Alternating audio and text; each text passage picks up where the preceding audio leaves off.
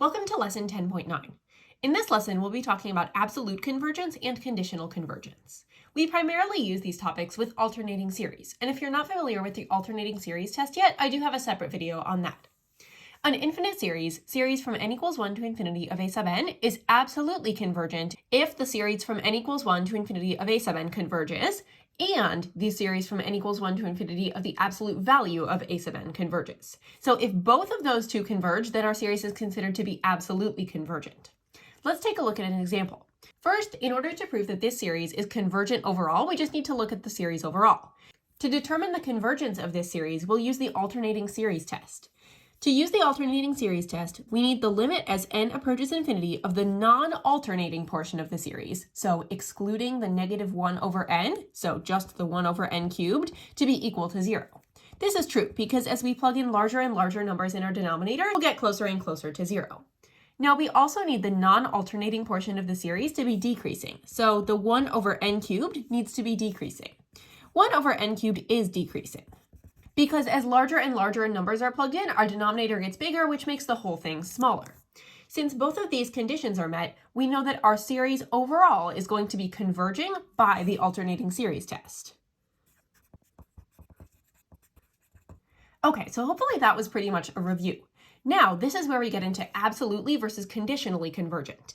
So if we take the absolute value of our a sub n, so we're going to be looking at same series from n equals 1 to infinity, but we're going to stick that absolute value on there. So we have negative 1 to the power of n over n cubed. What does that absolute value really do? Well, it makes all of our terms positive, which means that we're really just going to be looking at the series from n equals 1 to infinity of 1 over n cubed. It makes that alternating piece go away. Now, this series, by the p-series test, since p is greater than 1, this series is going to converge. So since our overall series, which is this one, and the series of the absolute value of a sub n both converge, we know that this series is going to be absolutely convergent. Let's take a look at an example of a series that is conditionally convergent. An infinite series is conditionally convergent if the overall series converges, but the series of the absolute value of a sub n diverges. So that would be like if we go through this entire process, we get that it converges, but then this portion would diverge. So first, we just need to prove again that this series overall is going to converge by the alternating series test. So we're going to take the limit as n approaches infinity of the non-alternating portion, which in this case is just 1 over n. That is equal to 0, so we're good there. 1 over n is also decreasing. So because those conditions are met, we know that our series from n equals 1 to infinity of negative 1 to the power of n over n is going to converge by the alternating series test. But now we need to determine whether the series of the absolute value of a sub n converges. So if we take the series from n equals 1 to infinity of the absolute value of negative 1 to the power of n over n, well, those absolute value bars make the negative 1 to the power of n go away. So we're left with the series from n equals 1 to infinity of 1 over n. This is a divergent p-series, or we could think of it as the harmonic series. And remember, the harmonic series diverges. Since our overall series converges, but the absolute value of the series is going to diverge, that means that this series is conditionally convergent. It is only convergent when we have the alternating portion, the negative 1 to the power of n, as a part of the series. Here's a helpful flowchart for dealing with alternating series. When you're given an alternating series, and let's say we were given an alternating series in the format series from n equals 1 to infinity of negative 1 to the power of n times b sub n. If we're given an alternating series in that format, first we need to determine whether the overall series converges or diverges. To do that, we'll use the alternating series test.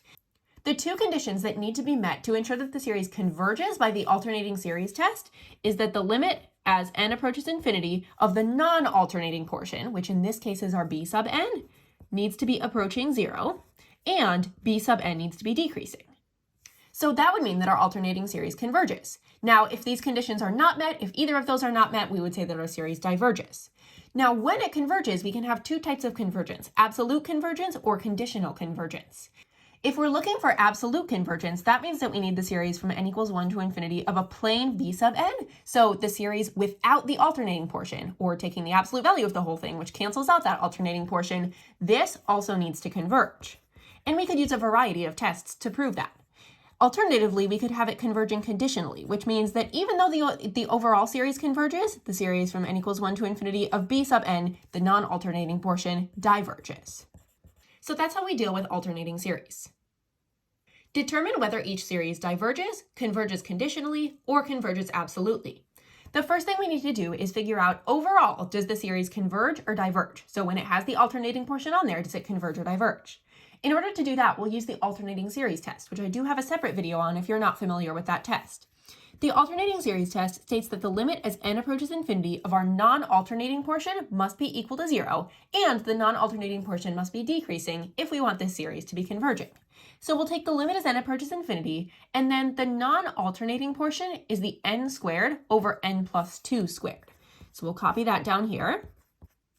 Now, it looks like in our denominator, we're going to have to FOIL that out. You may be able to tell right away that we're just going to have an n squared over n squared plus something, but if you can't, FOILing it out is a good method. So we have n squared over n squared plus 4n plus 4. Now, the 4n plus 4, that's really inconsequential in the long term. We're just looking at the n squared over n squared. And we take the ratio of their leading coefficients, and that's just going to produce a 1. Now, this is not equal to 0. So because we were not able to use the alternating series test here, that means that this series actually diverges. Therefore, we don't need to go into whether it converges conditionally or converges absolutely, because it just diverges. We could also say it diverges by the nth term test because the limit as n approaches infinity of a sub n is not equal to 0. Determine whether the series diverges, converges conditionally, or converges absolutely. In order to determine whether it converges or diverges, not worrying about conditional versus absolute right now, we'll need to use the alternating series test. So we'll take the limit as n approaches infinity of the non-alternating portion of the series. The negative 1 to the power of n makes our series alternate, so what's left over is the n over n rad n. Now I'm just going to cancel these out, so this is really the limit as n approaches infinity of 1 over rad n. This is equal to 0. We also need the non-alternating portion of the series, so the n over n rad n, to be decreasing. This is decreasing because this is the same as 1 over rad n, and if you picture the graph of 1 over rad n, or think about what happens as we plug in progressively bigger numbers for n, that is going to be decreasing. So based on this information, our series converges by the alternating series test. However, we also need to determine whether the series converges conditionally or absolutely. So what we do in order to determine that is we take the series from n equals 1 to infinity and we stick absolute value bars on there. So you have negative 1 to the power of n times n over n rad n. Now, what do the absolute value bars really do? Well, what they do is they remove the alternating portion of the series. That negative 1 to the power of n goes away, and we're left with the series from n equals 1 to infinity of n over n rad n. Now, that is the same thing as the series from n equals 1 to infinity of 1 over rad n.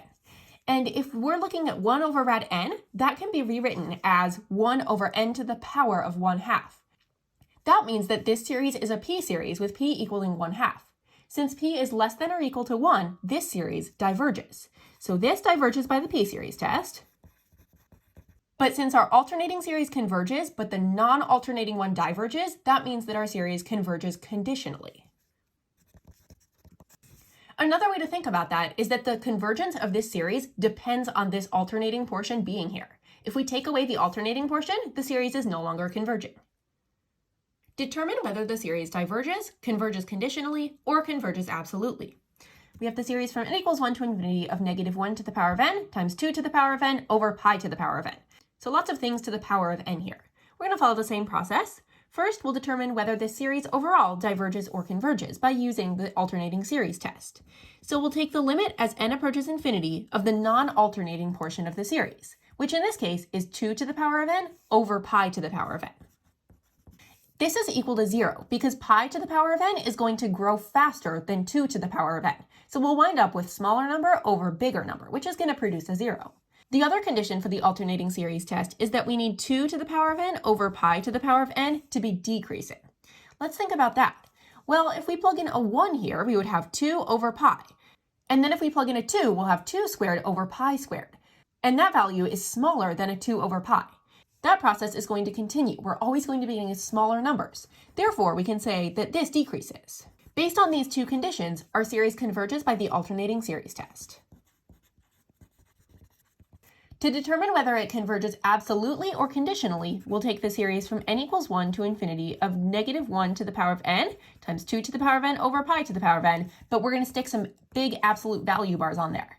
And what those absolute value bars are going to do is it's going to take away the negative 1 to the power of n. It's going to prevent our series from alternating.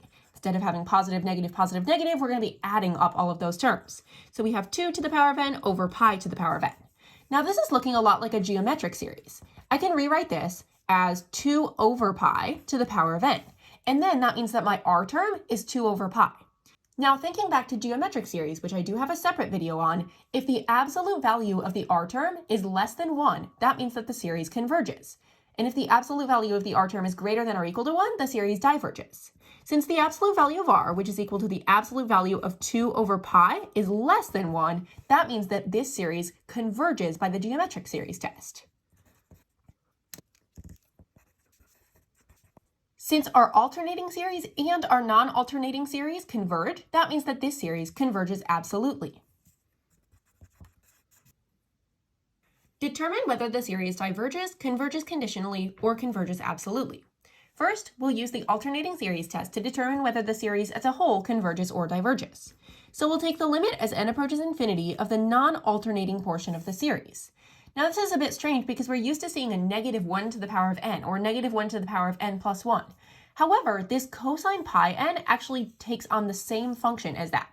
Because if we have n equals 1, cosine of pi would be negative 1. Then we plug in a 2, cosine of 2 pi would be positive 1. So this cosine is going to keep our series alternating between positive and negative terms. So we can think of this as the negative 1 to the power of n. Therefore, the non-alternating portion is 1 over n cubed. The limit as n approaches infinity of 1 over n cubed is equal to 0. And we know that 1 over n cubed is going to be decreasing, because as we plug in bigger numbers, we'll be getting a smaller fraction. Since these two conditions are met, that means that our series converges by the alternating series test. Then let's test whether it converges conditionally or absolutely. So we take the series from n equals 1 to infinity of cosine pi n over n cubed.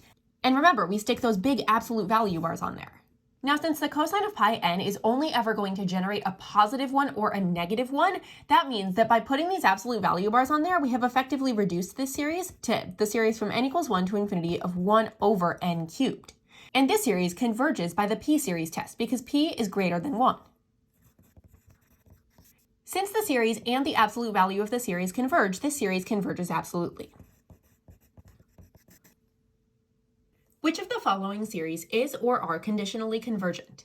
Let's take a look at series 1, the series of negative 1 to the power of n over n plus 5. First, let's determine whether the series converges or diverges, because if a series diverges, there's no way it's going to be conditionally convergent. So we would use the alternating series test here because we see this negative 1 to the power of n. Because the limit as n approaches infinity of the non-alternating portion of the series, 1 over n plus 5, is equal to 0, and 1 over n plus 5 is decreasing, we know that this series is going to converge. Now we just need to determine whether it converges conditionally or absolutely. To determine that, we think about putting the absolute value bars on this series, which would make the negative 1 to the power of n go away. So we'd be left with the series from n equals 1 to infinity of 1 over n plus 5. Does that one converge or diverge? We would need to use limit comparison with the series from n equals 1 to infinity of 1 over n in this case to determine that this series actually diverges. Because 1 over n plus 5 is very similar in behavior to 1 over n, we can use that limit comparison test. So that means that this series actually diverges by limit comparison with this series. Since the series by itself converges, but if we take the absolute value, it diverges, that means that this series is conditionally, not absolutely, convergent. So yes, series 1 is conditionally convergent. What about series 2? We're looking at the series from n equals 1 to infinity of negative 1 to the power of n times 3 over the cube root of n to the 4th. First, let's determine whether this converges or diverges by using the alternating series test. We know that the limit as n approaches infinity of the non-alternating portion of the series, which is 3 over n to the power of 4/3, is going to be equal to 0. And the other condition for the alternating series test is that that non-alternating portion of the series, 3 over the cube root of n to the 4th, is going to decrease. That's true, because as we plug in larger numbers down here, the overall thing will be decreasing. So we know that this series converges, but now we need to determine whether it converges absolutely or conditionally. That's when we think about putting the absolute value bars on there, so taking away the -1 to the power of n. That means that we would be looking at the series from n equals 1 to infinity of 3 over n to the power of 4/3. Now we can use the p-series test even when we have a number that's not 1 up in our numerator. By the p-series test, this series would converge because the p value, which is 4 over 3, is greater than 1. So because the overall series converges and the series, if we take away that alternating portion, also converges, this series is absolutely convergent. So it's not conditionally convergent, it's absolutely convergent. Now let's take a look at series 3. This series is incredibly similar to series 1. The only difference is that we have a -1 to the power of n plus 1 up here. Does that really do anything when we were determining whether it's conditionally or absolutely convergent? No, those -1s to the power of n or n plus 1, that just makes our series alternate. So we can treat this one exactly the same as series 1. We've already done all of the work for series 1, and we can use that same process for series 3. But if you're on a multiple choice question, there's really no need to work it out again. You can just say that this one is also conditionally convergent, for the same reasoning that we said that series 1 was conditionally convergent. This means that choice D is correct. Series 1 and Series 3 are the conditionally convergent series. Now, I will say I did not write out every single justification for all of these because it's a multiple choice question, but I tried to get down the most important points here just so you could follow what's happening. But if you were on a free response question, you would want to be much more thorough with your justifications. Which alternating series is absolutely convergent? Let's take a look at Series 1. The series from n equals 1 to infinity of -1 to the power of n plus 1 times n over n cubed plus 1. The first thing I want to do is make sure that this series is actually convergent, because if any of these series are divergent, they're obviously not going to be absolutely convergent. So let's take a look and see what the limit as n approaches infinity of the non-alternating portion of the series is. The non-alternating portion of the series is n over n cubed plus 1. So we have n over n cubed plus 1. When we take the limit as n approaches infinity, n cubed plus 1 is going to be growing faster than our n. Therefore, that's going to be equal to 0. Now, we also know that the non-alternating portion of the series, n over n cubed plus 1, is going to be decreasing. Because as we plug in bigger and bigger numbers down here, that's going to make the overall thing a lot smaller. Because of these two conditions, that means that we know that this series converges by the alternating series test. Okay, so now we know that this series is converging. We need to determine whether it's absolutely or conditionally convergent by taking the absolute value of the series. So we take the series from n equals 1 to infinity, and we take the absolute value of what it originally was. And what that absolute value is going to do is going to get rid of the -1 to the power of n plus 1. It's going to prevent that series from alternating. So what we really have is the series from n equals 1 to infinity of n over n cubed plus 1. Then we need to determine whether this series converges or diverges. To do that, we're going to use the limit comparison test. We're going to compare this to the series from n equals 1 to infinity of 1 over n squared. Because think about what this would mean if we simplify this. The plus 1 doesn't really do anything in the long term. Then we have n over n cubed. That's very similar to 1 over n squared. Now I want to verify that we can actually compare the behavior of these two series. So we're going to take the limit as n approaches infinity of our original series over the one that we're comparing it to. So n over n cubed plus 1 divided by 1 over n squared, or times n squared over 1. If this process feels unfamiliar, feel free to check out my video on limit comparison, in which we go over that in more depth. Now we simplify that a little bit, and we get the limit as n approaches infinity of n cubed over n cubed plus 1. Now this would be equal to 1. Because 1 is a positive finite number, that means that we can compare the behavior of these two series. 1 over n squared converges by the p-series test. And since 1 over n squared converges and we can compare the behavior of this series to this series, that means that this series is also going to converge. So we'll say that this converges by limit comparison with this series.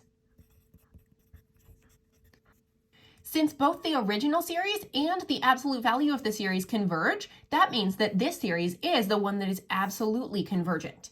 If we got convergent and divergent, that would mean that it's conditionally convergent. But since we got convergent and convergent, that means that this series is absolutely convergent. Now, just taking a look at some of the other ones, let's see if we can kind of guess, maybe without going through all of this work, what these would be. For this one, we would first go through that process of determining whether the series as it is convergent or divergent. And I think it's going to be convergent because the limit as n approaches infinity of that non-alternating portion right here is equal to 0, and the non-alternating portion is decreasing. Then we would use limit comparison and compare this to 1 over n, since n over n squared is similar to 1 over n, and 1 over n diverges. So this series would actually be conditionally convergent. Same thing with series D, because this is the alternating harmonic series. Now series C, this one is actually a divergent series as it is, because if we take the limit as n approaches infinity of our a sub n, or the non-alternating portion, n over n plus 1, that's not equal to 0. So we cannot apply the alternating series test. Which of the following statements is true about the series from k equals 1 to infinity of negative 1 to the power of k times k to the power of e over k to the power of 3? Don't get tripped up with a k here. They're just using k instead of n, and sometimes people do that. It's the same exact process. Don't worry about it. So we're being asked whether it diverges, converges conditionally, converges absolutely, or converges, but we can't determine whether it converges conditionally or absolutely. First, let's determine whether this one converges or diverges by using the alternating series test. To use the alternating series test, we take the limit as n approaches infinity of the non-alternating portion of the series, which is going to be our k to the e over k to the power of 3. And I accidentally wrote limit as n approaches infinity, but really this one should be limit as k approaches infinity. Now, k to the power of e is going to grow a little bit slower than k to the power of 3 because e, around 2.7, is smaller than 3. So if we have the bigger grower function on the bottom, that means that this is going to be approaching 0. Looking good so far for the alternating series test. Then we need to make sure that k to the power of e over k to the power of 3 is decreasing. Is that one decreasing? Well, yes, because as we already talked about, this top function is going to be growing a little bit slower than the bottom function. So this is decreasing. So we know that it's going to converge by the alternating series test. So I can eliminate answer choice A. Now we need to determine whether it converges conditionally or absolutely. To determine absolute or conditional convergence, what we need to do is take the series from k equals 1 to infinity and stick those big absolute value bars on there. And we have the same series inside there, k to the power of e over k to the power of 3. But what these absolute value bars do is it gets rid of the negative 1 to the power of k. Well, what we can do with this one is that we can rewrite it as the series from k equals 1 to infinity of k to the power of e minus 3. Now, k to the power of e minus 3, that's like 2.7 minus 3. So we're around negative 0.3 for our exponent. So what I'm going to do is I'm going to rearrange this one slightly. I'm going to say it's equal to series from k equals 1 to infinity of 1 over k to the power of 3 minus e. We could also have just gone directly from this step over here. Just bring that e down to the bottom. Now we can use the p-series test. So in this case, we have k to the power of p, and we need that 3 minus e, or that p-value, to be less than or equal to 1 to make the series diverge.